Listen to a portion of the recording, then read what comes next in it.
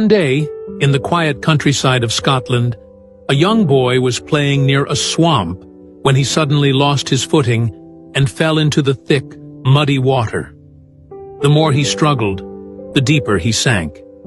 Terrified, he screamed for help, his cries echoing across the open fields.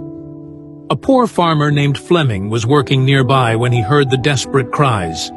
Without a second thought, he dropped his tools and ran toward the sound.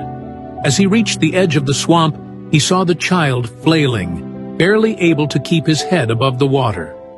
Thinking quickly, Fleming grabbed a long, sturdy branch, waded into the muddy ground, and stretched it toward the boy. With great effort, and at the risk of his own life, he managed to pull the child to safety. Exhausted but relieved, he helped the boy to his feet and sent him home. The next day, a luxurious car stopped in front of Fleming's modest hut. A wealthy man stepped out, approached the farmer and said, "I am the father of the child you saved yesterday. I cannot thank you enough for saving my son's life. I know I can never truly repay you. But is there anything I can do for you?"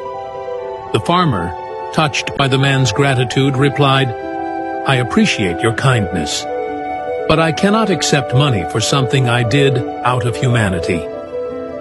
At that moment, the farmer's young son appeared at the door of the hut. Seeing the boy, and noticing the humble conditions in which the farmer lived, the wealthy man had an idea. He said, "If you won't accept money, then let me offer something else. Let me take responsibility for your son's education." The farmer hesitated for a moment. Sending his son to a prestigious institution was beyond his wildest dreams, but realizing the incredible opportunity before him, he nodded in agreement.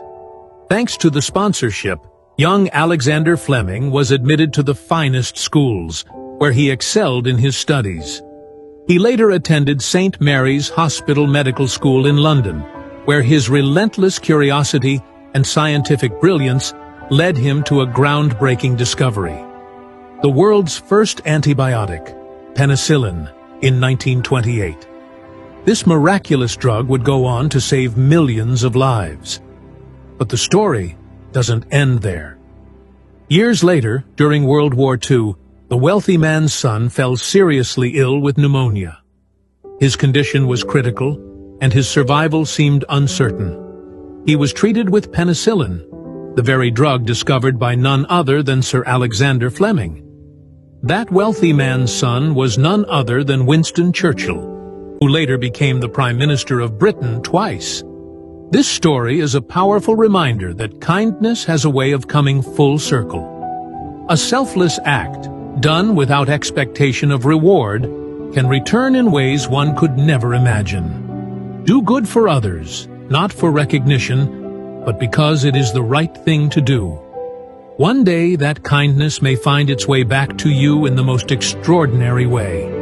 If you believe that good deeds always come back in some way, then comment, "Karma is real," and share this story with your friends. Stay blessed.